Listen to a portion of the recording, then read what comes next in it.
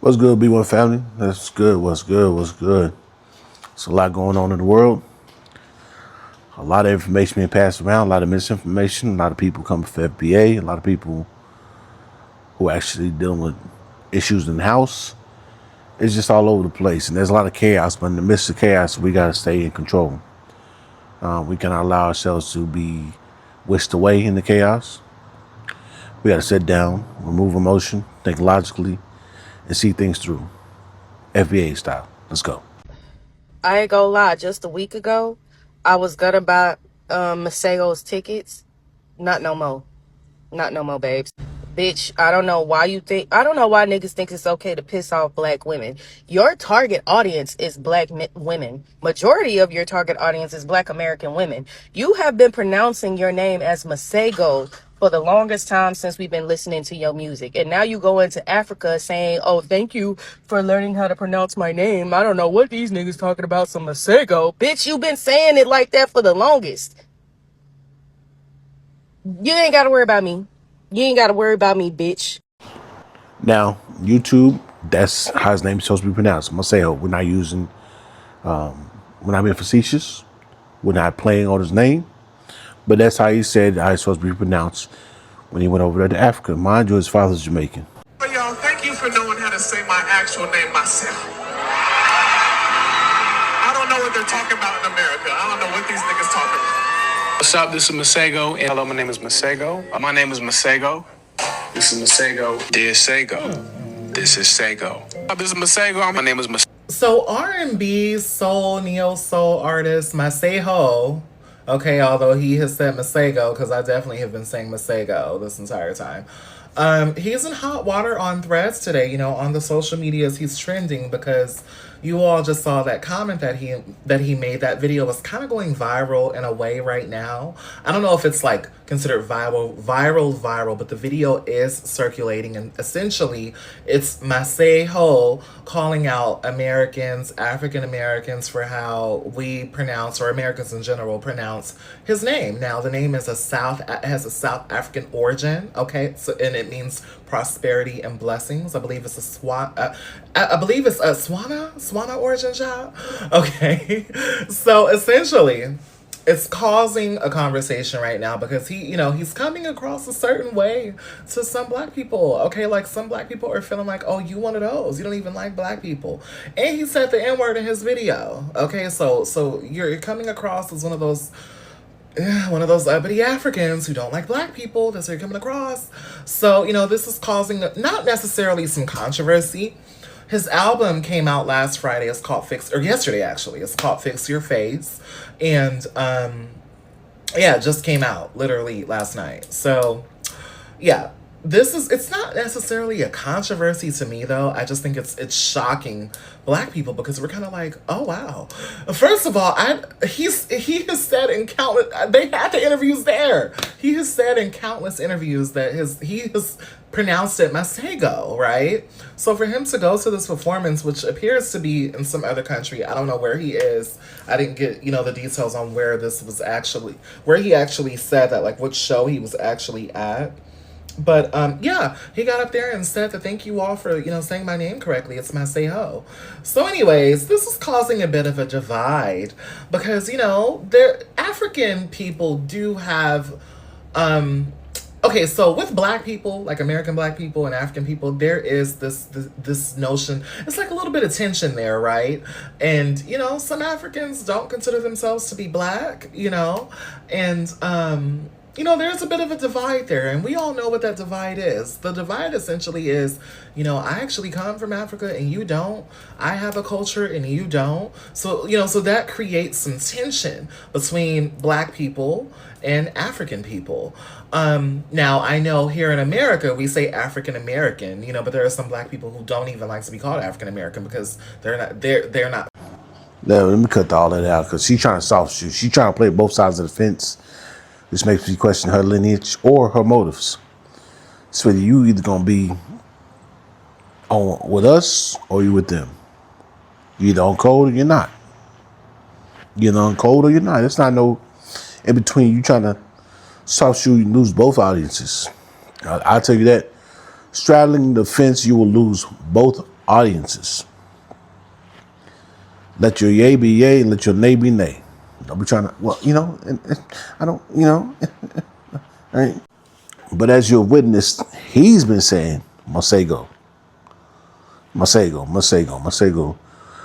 Or is it that his tether mind told him that I'm better than these black Americans, and they would not pronounce my name if I told them that's how you pronounce it. I wonder if that's what it was. Because why you get over there in the land of the flies and start talking about, and thank you for saying my name right. Oh, in America, they can't get it right. I don't know what these niggas on. I'm like, Kendrick, we don't want to hear you say nigga no more. Masego. See, Masego, you done effed around and found out that black women don't play that. They can keep their dollars in the best place possible, in their pocket. You went over there and showed your natural born ass for the Africans. Because I guess it's that immigrant camaraderie. Well, I hope you can tour the whole continent, because you don't need it, Blair. You don't need it. I love it. When people step in it, let them step in it. Once you choose a side, you gotta stay there. It's not called AAVE. It's called Ebonics. It's not called AAVE. It's called Ebonics. It's not called AAVE. It's called Ebonics. Black American vernacular is called Ebonics. Ebonics. Fuck all that AAVE shit. You see what happens? You start giving shit acronyms, and then motherfuckers just start taking it and making it. No. Fuck that. It's called Ebonics. Spoken by black Americans. If you want to call yourself African American, so be it. But nigga, it's black American.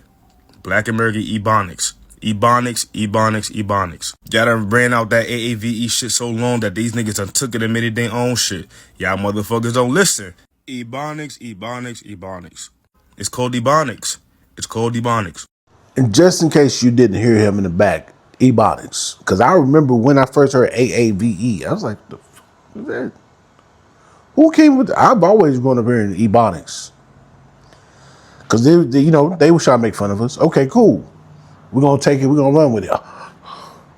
Anytime they try to do something crazy to us, they try to give us some label. We take it, run with it, make it fire, make it hot. Darn it.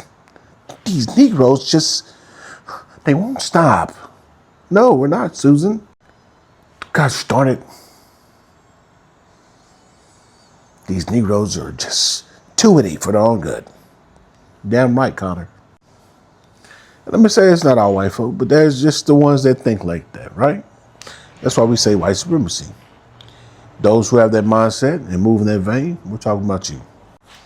And the Tethers who tried to help snowball that term, well, you're going back home. Here's what it is. My name is Kiana Vieira Anderson, aka Kikukala, and I'm a campaign manager, political strategist, scientist, consultant, and union leader. I've worked in government, nonprofits, on campaigns, and helped start a union at my last workplace. Everybody says they like a union until you start a union. Quick tip. Now I'm a political content creator focusing on suburban politics and organizing. I started my own consulting firm, Passion Fruit Strategies LLC, because I wanted the freedom to work on issues I cared about. I'm a lover of all things black. Note what she just said there. We'll deal with that in a moment. Anti-capitalist, union, indigenous, and immigrant. My sister BX sent this to me. She was like, hey, you saved one of these women's videos, because I was going to go back and deal with it, but so much has happened since then. We've had a lot of unalivings since I saved that video of her. I don't remember which one it was. That's how fast information's going to be on family. So if it seems like I take a day off or 2 days off, it's an information overload going on out here. And I want to make sure I don't try to do everybody's part. I'm going to do my part. I'm going to hone in and lock in on when it should be locked in on, especially matters here in Memphis. I'm in Cordova. Memphis is down the street. If I can't lock in on what's going on here and highlight that, then why am I here? You know what I'm saying? We're not going to do that mess where we're here, but well, I don't want to stir the pot. Damn that. I done pulled up on somebody's gas station already. We passed that. But she said immigrants.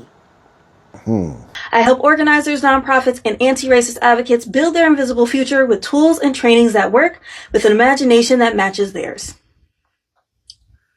Eventually, I'll get better at doing this without reading from the script, but you get the gist. It's the same thing. Hit me up, though. That hit me up though. That sounded forced. Yeah, that didn't sound legit at all. That sounded like you was forcing that. However, there's a reason why I think her energy's like that. Do. Then us. I don't know. Was it South Africa? Oh, it's Haitian. She might be mixed with all these. Because when she said all things black and immigrant, I'm saying I'm gonna see. I know you're gonna have so many characters up here, but I'm like, dang, you ain't got Jamaicans up here, Trinidadians, nothing like that. So this was maybe what she mixed with and where she ended up landing. And no shade against her sister, but you sound like a shield. And like what you got a pretty face, young, fresh face to come in here and try to swoon. And oh my gosh, and yeah, oh man, she's pretty. Then we go listen to her and bring in some of that Democratic shillery. We're cool, sweetie. We're cool. All right, so you want to tell them, give them your last check, go get your regular 9 to 5, and have a great day. Now, speaking of shills, sisters, let me ask you, is this what y'all got to deal with out there? Is this, hold on. In case you don't know, here in the state of Mississippi, we have launched a movement called Operation No Way. And you may be asking me, what is Operation No Way? Well, I tell you, what is Operation No Way? Y'all see the hairstyle. That wasn't that cool like way back when, like 80s, something like that. And I don't even think it was cool then. It'd be different if he was rocking the Gumby. We can lie, you can harken back to a time where it was cool. But brother, anyway, let him finish talking. We, the black community, have decided to take matters into our own hands. As black, brown, and African Americans here, The black community, black, brown, African Americans here, black, brown, and African Americans, black, brown, and African Americans. I'm gonna keep talking. we can no longer trust the government to handle things for us. We can no longer trust the law enforcement to do what is right. So we will take matters into our own hands to protect ourselves and our children in a legal way that's peaceable unto all. And that way is, right now as we're speaking, 75% of the black, brown, and African Americans here in the state of Mississippi that has a 21-year-old son or daughter or older that is eligible to receive a permit and license to carry a concealed gun or weapon here in the state. We're in the process of doing that right now. Right now, we're in the process of picking up our children from college campuses and starting paperwork as you and I are watching and talking in this video right now. As you and I are talking right now, this is what is taking place.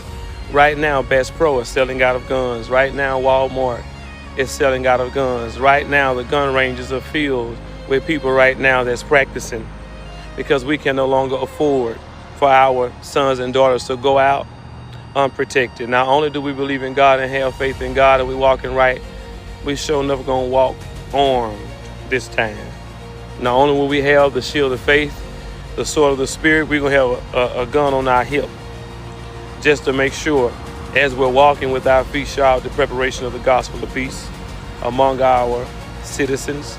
We're gonna make sure we carry us a peace so we can protect our peace as it pertains to our family. So that's what's taking place here in Mississippi. And we're calling every black, brown, African American family. Black, brown, African American family.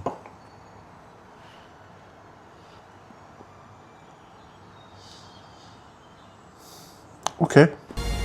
To go, if your child is at the age of 21, your son and your daughter, and they meet the qualifications, by all means. Because I'm telling you right now, the pawn shops are selling out of guns. We're gonna stop him right there. We're gonna stop him right there. I was like, let me go to this man's page. Let me see what I can see and get what I can get. Apostle Dr. Marcus Lyles, actor, model, then Son of God, then CEO. Yeah, brother.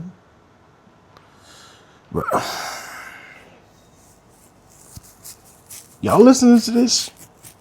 Y'all gonna follow this? Hold on. I feel like the governor of our great state of Mississippi missed his moment. I feel like the governor, Tate Reeves, missed his opportune time. Hold on, let me get away from this nigga mouth. Hold on. Brother. Laying in the bed.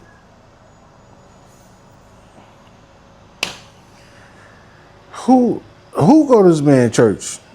Does he have a church? Y'all going to this man's church? Who's there? Brother.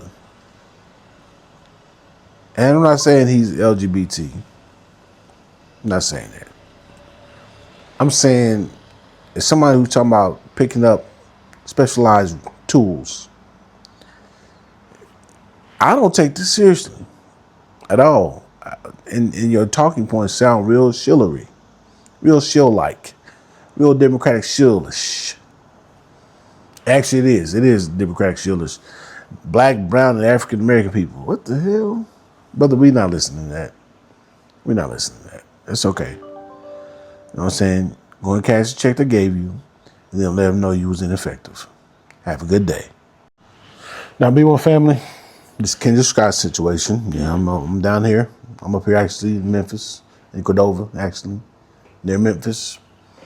We got to deal with it. We got to talk about it. I've had time to sit and think.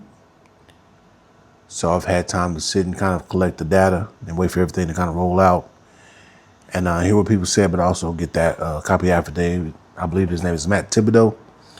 I sniped this off of your page, brother. So I'm just going to show you some love. Matt Thibodeau on Facebook. So there's a lot that has been said. There's a lot that's been speculated, but for the most part, people are gathering information from alleged close people, friends, sources. But I'm gonna get my take on this because I think folk aren't realizing the gravity of a scenario like this. If you are a grown man and I have a 13-year-old daughter and I catch you sneaking in the house with my 13-year-old daughter, yeah, you might get shot. It's a high chance you're gonna get shot. It's a very, very high chance you're gonna get shot. I'm gonna ask questions later, right or wrong. Listen, once again, whether I'm right or wrong, we can figure that out later. But it's a high chance. It's a high chance you might get shot. Well, who of you agrees with them? Like I said, I'm gonna hold my thoughts to the end as we're reading the affidavit.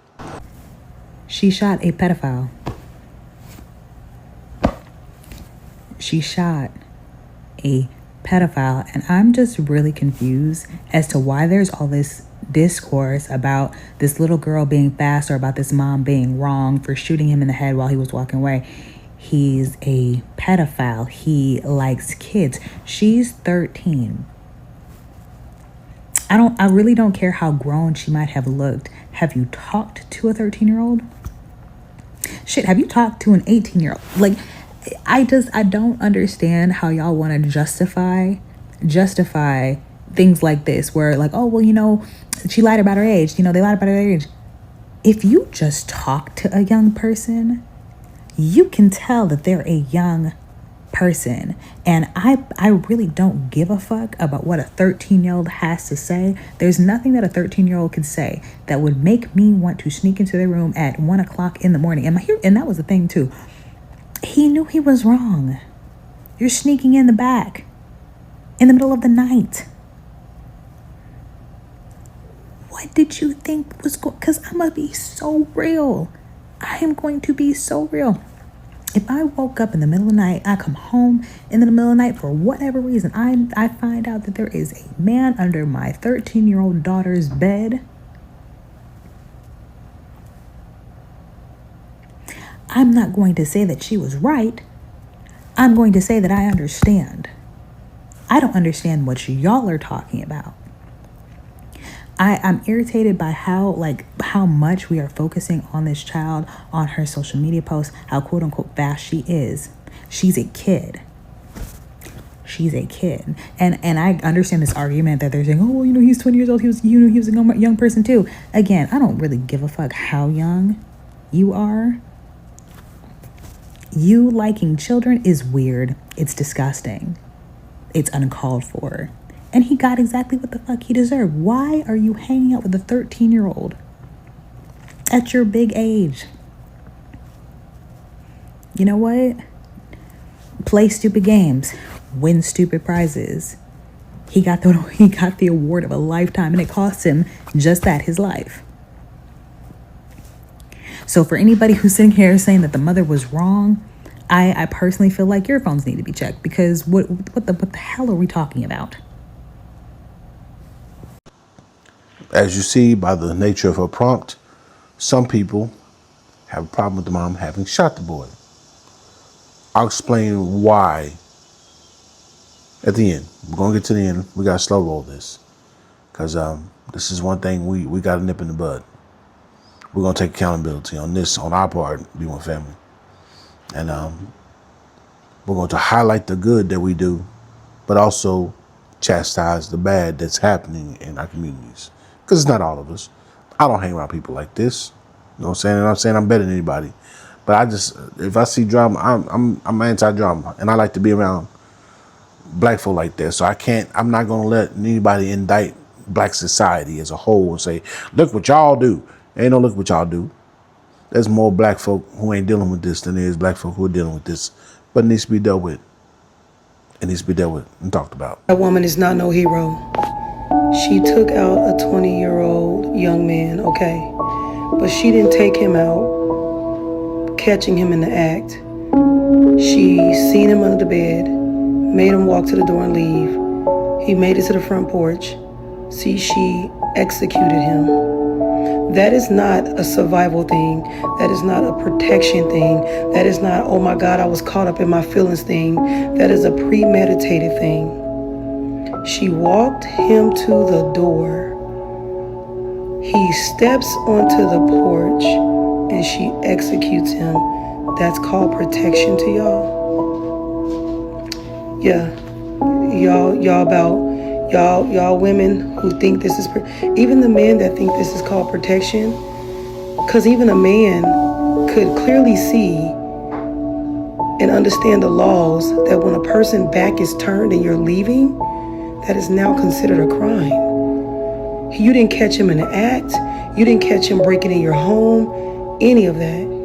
And you knew your daughter well enough to know she had a man in the home because you left at 1 a.m. leaving your children, including your 2-year-old, right?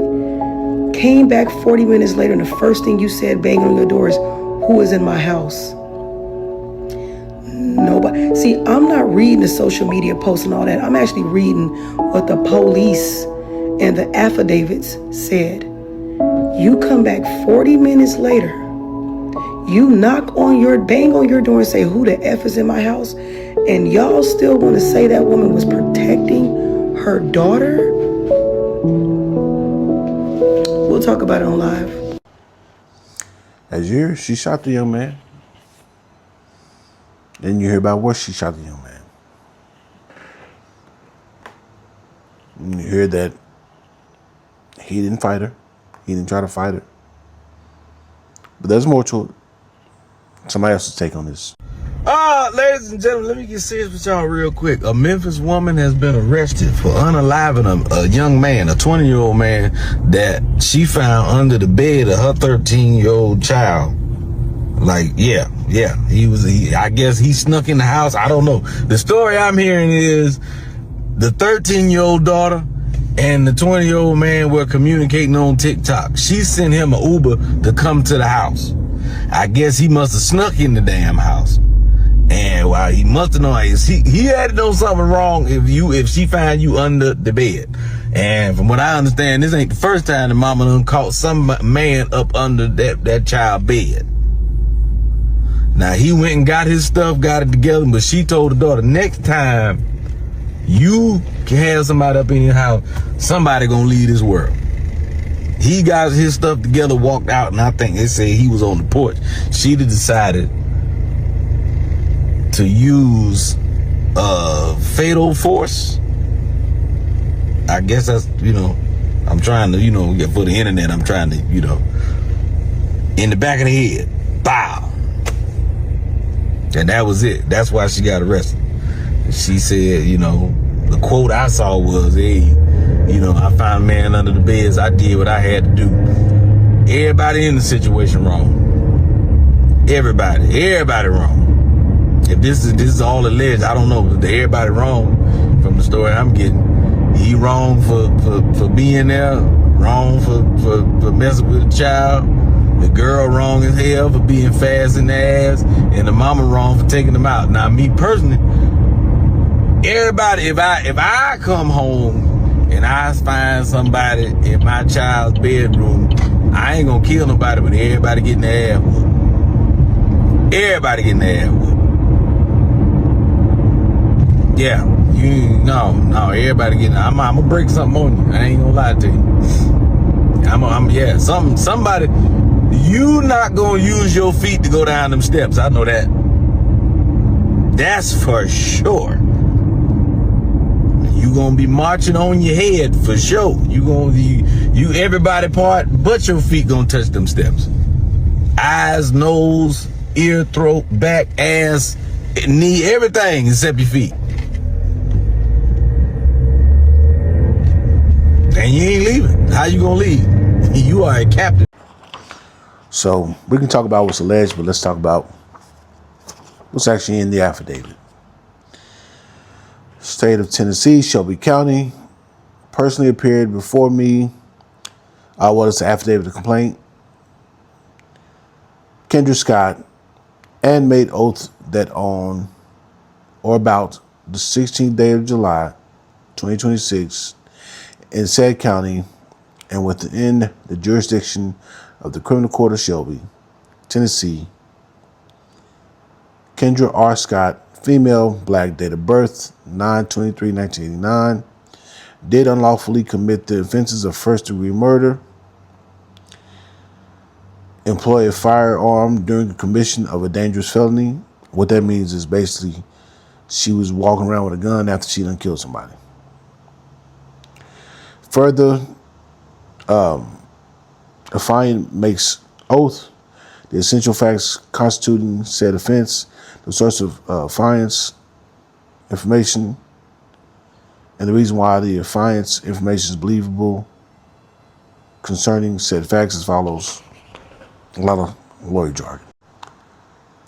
Let's deal with the truth of the matter and the facts. So on the 16th of July, around 1:40 a.m., MPD responded to a shooting call, excuse me for the belch, at 3043 Travis Road in Memphis, Tennessee. When officers made the scene, they located a male, tentatively identified as Rodarius Morton, in the front yard, near the front porch, unresponsive, suffering from a gunshot wound to the back of his head. MPD engine 36, fire engine, made the scene, and Lieutenant Robolski, starts with a W, and then there's a WROBL.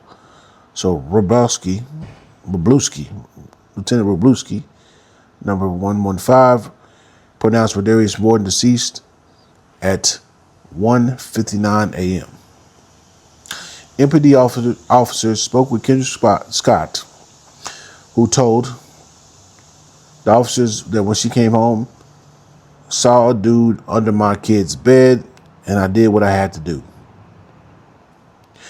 Officers also spoke with the next door neighbor at 3041 Travis, who advised that he heard banging and came outside and saw Kendra Scott with a gun going into the house.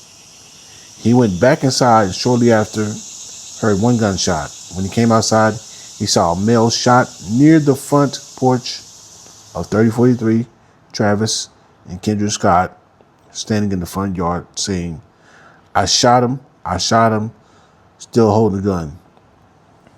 Kendra was detained and was brought to 170 North Main Homicide Office for further investigation, where she read her advice of rights and invoked her rights.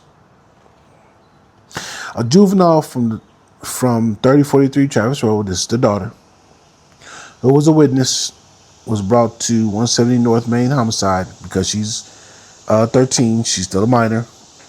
And keep that in mind too. 170 North Main Homicide Office for further investigation and gave investigators a statement that Rodarius Morton was invited by the juvenile in question, the 13-year-old daughter. And he came in through the back door of the residence at 1 a.m. She let him in. Around 1:30 a.m., Kendra Scott comes home.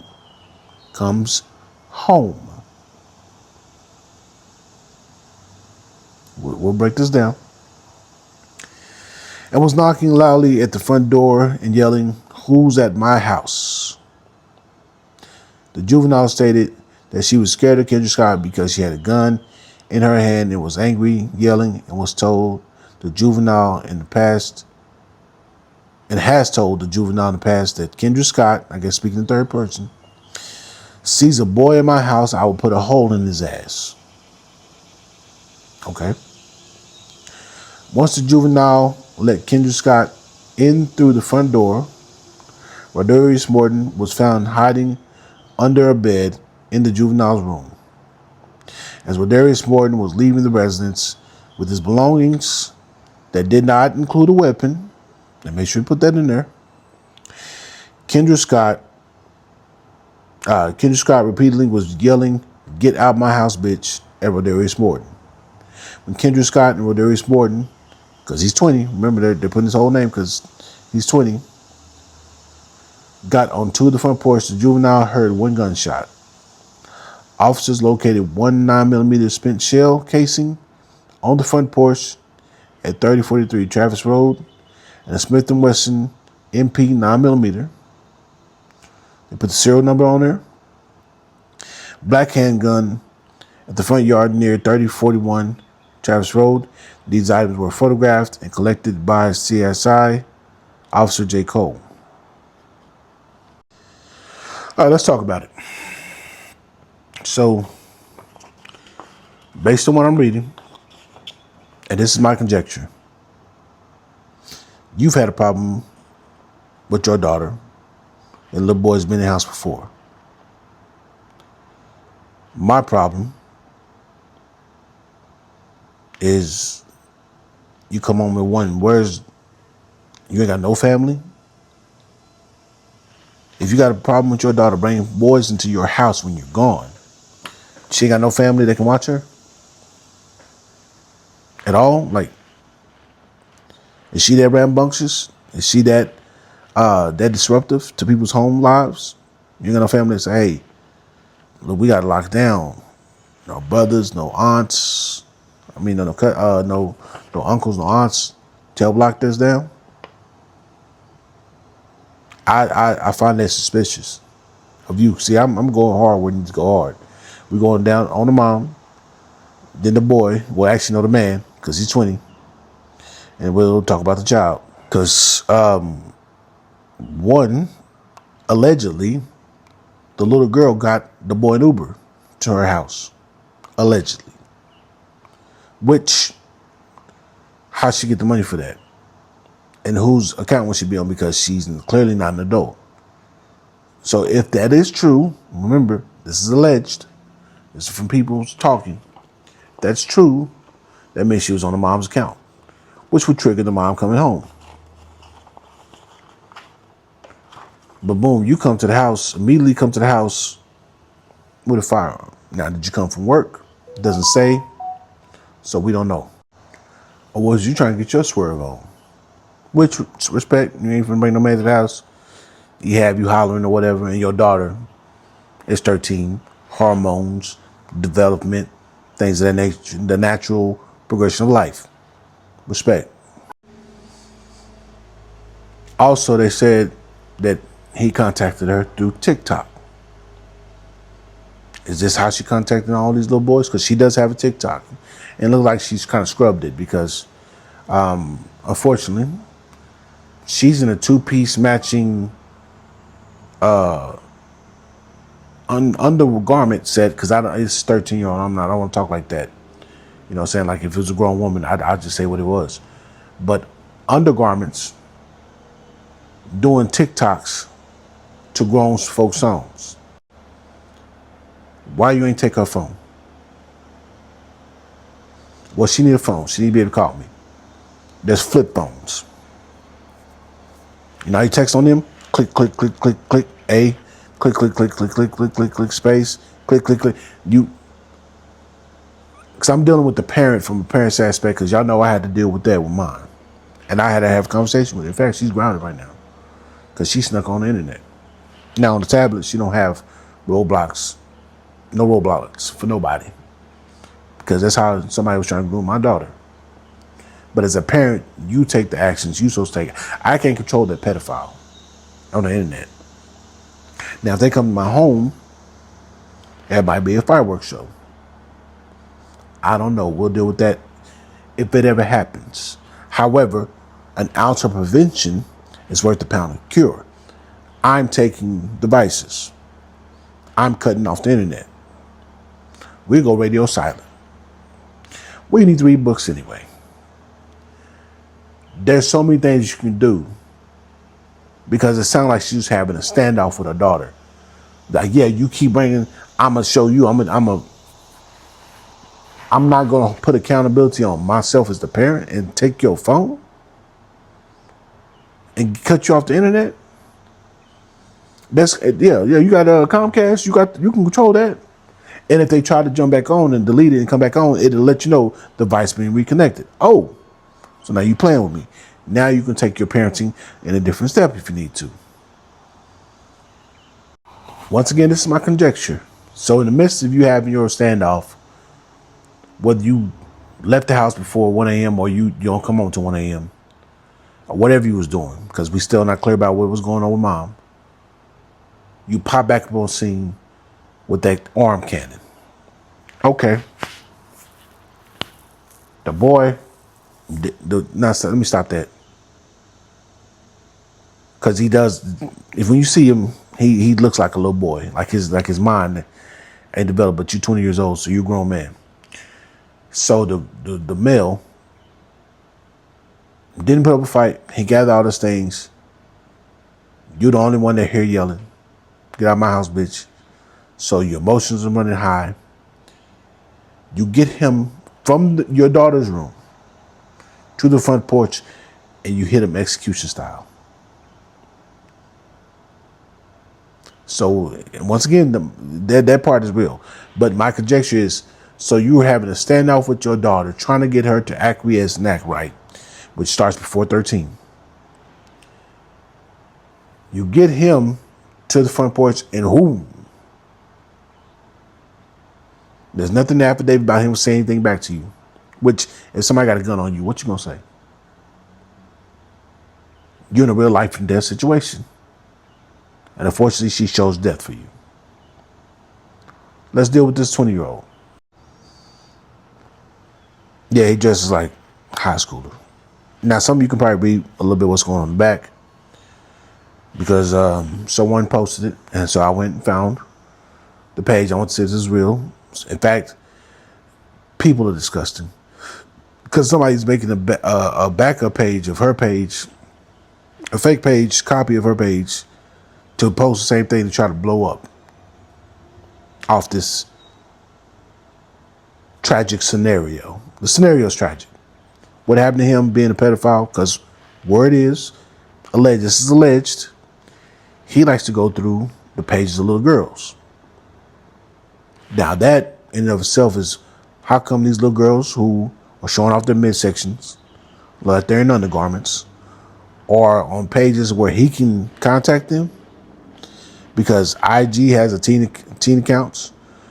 TikTok, I believe, there has a provision for underage accounts.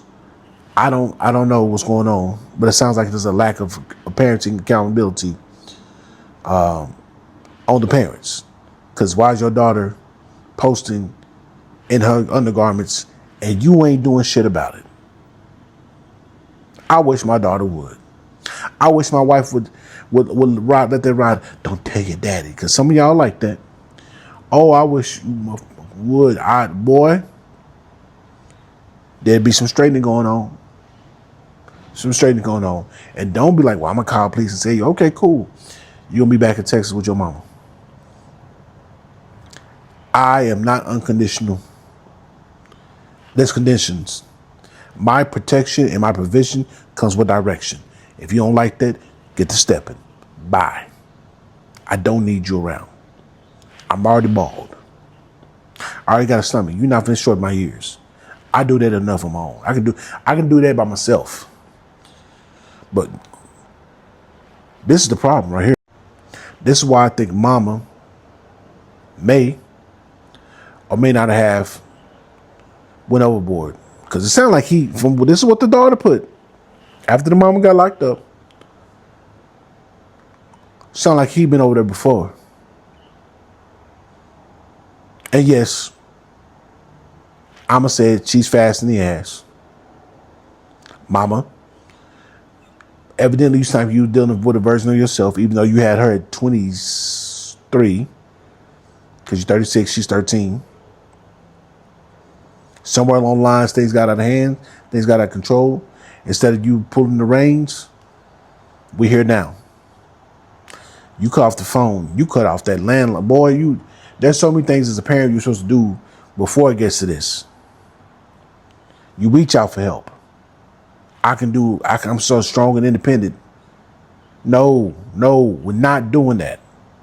Accountability. Ain't no way some little joker should be in there with your daughter. Ain't no way. First off, this is the outfit of a loser. 20 years old. He's dressed like I don't have a job. I don't have responsibility. My mama buys all my clothes. Mama, I see this fit. You gonna get it for me? Yeah, I'm going in because I've seen it. Sisters, I'm gonna say this in no certain terms, especially you new mothers. Your son needs to hear no more than he hears yes, because life is like that. Your son needs to be under the direction of a competent man, because we understand boys need to be forged. That's not fair. Life's not fair. Especially if he's a black male, life's not fair. And nobody gives a damn. Y'all be calling these dudes, and these grow up to be the same dudes y'all say y'all can't stand. He don't know how to be a man. And you're raising the same archetype of what you can't stand. Ladies, sisters, let me tell you something in no uncertain terms. When it comes to young boys, get the hell out the way. And let that man forge him into manhood.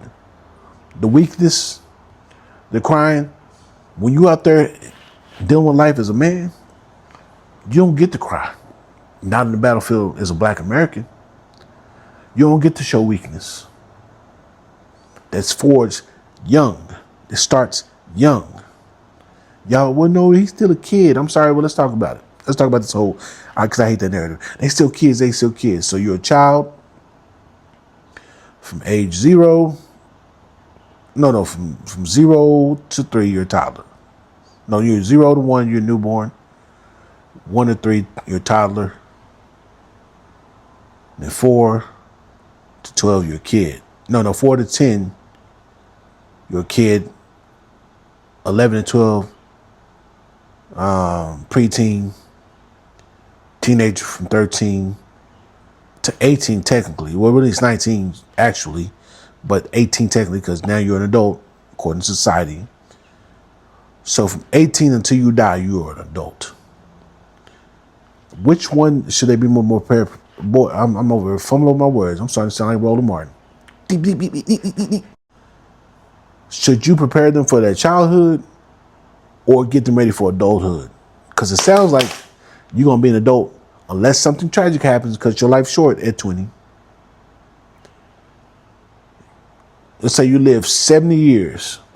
So from 18 to 70, you're going to be an adult. Why are you so stuck on childhood? That's silliness. Move the hell out the way. Let that man work on that boy so he can be a man, a competent man, not useless. We don't need no more 6 foot plus useless Negroes to look pretty. We need our brothers to be useful, competent, capable. We can't build a better Black American society with useless men. Move out the way. Because see, that boy's mama and daddy failed him. So he became a 20-year-old boy messing with a 13-year-old girl. But by law, you're 20, so that makes you an adult. So that was statutory rape. Because you ain't going over nobody's house at 1 a.m. to have milk and cookies. And then you got popped. And so now you gone. Because I really can't talk to him. What are you going to say? What are you going to hear me? Yeah, how you going to hear me? You at the morgue. Getting prepared for a dirt nap. Yeah, I'm saying it like that. I'm saying it the harsh reality. We have to stop playing and let folk play with us. We need to be talking to our kids about sex. We need to know what's going on in their devices. Well, I don't want to be you. Okay, you a problem. See, you're a cancer on FBA society. We need you out the paint. Accountability, direction, protection, and provision. All rolled into one. All rolled into one. I don't want your son marrying my daughter and like, what the hell he do with this girl? He ain't do nothing. He didn't teach us shit. I don't want my sons marrying your daughters.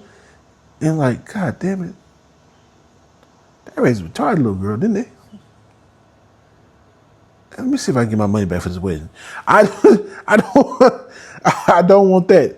I don't want my daughter marrying a retarded boy. So there's accountability on my part and yours. We're the parents, not them. They don't know no better. They just doing shit. That's why it's direction. You direct where they need to go. You direct how they need to move. Because kids are getting to some bullshit and love it there. Like hogs to the slop. Now we had blurred out her username because I'm not trying to attract any more widows to a page, but you see over 114,000. This is at the time I found it. It was sometime last night. Views. Oh, and did y'all catch the last part she wrote on there? FUC my mama.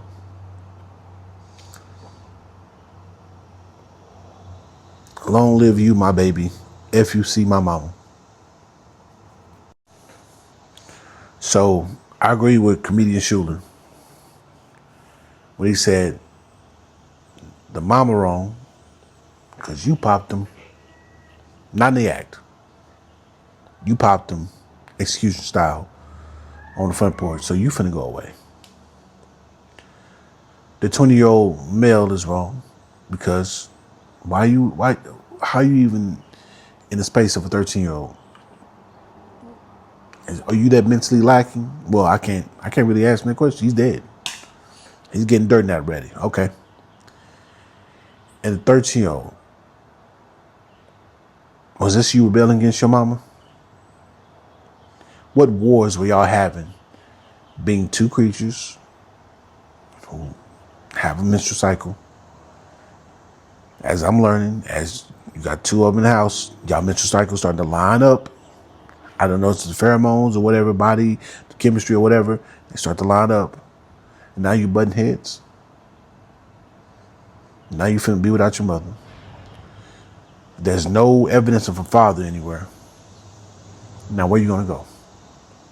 And allegedly, from what you posted, you're allegedly pregnant. Like I said, this is a tragic scenario all the way around. We want family. I'm not gonna say that we need to do better, because when I heard that, it chaps my ass. And I'm not gonna say that. I will say that going forward, we have to lock in. We can't prevent this situation. It's already happened. But we can prevent others from walking down this path. I had a conversation with my daughter. I let her know about this. I say, hey, I read the affidavit. I let her know. I said, that's why I did what I did with you. All right? Because you think you know, and no, you don't know. You don't know. I let them know I do what I do. So one day when I come home, I don't come home and you're gone. And then when they finally find you, they find they find my daughter's lifeless body. I don't want to find that. And it's unfortunate we have to have these hard conversations. But if you don't do it, life will. And life's going to choose how it's going to do it. And it's going to be a surprise for everyone, including you. So be one family. We are going to make our society better. We're going to keep delineating, keep doing the blackout. And while we're doing that, we're going to work on our in-house issues and make them better, because now we have time to breathe and do such things. We're not dealing with the tethers as much. We're not dealing with the dominant society as much, because we're forcing them to deal with themselves. And now we can get ourselves self-corrected and start building a better future. Keep supporting foundational Black American-owned businesses first and foremost. Let's start getting back to farming and housing, have little gardens and things of that nature. Find you a local butcher. You may have to go across state lines if you want these smaller states. That might work out. Get you a deep freeze and keep you some specialized tools for whatever. FBA all day and be one.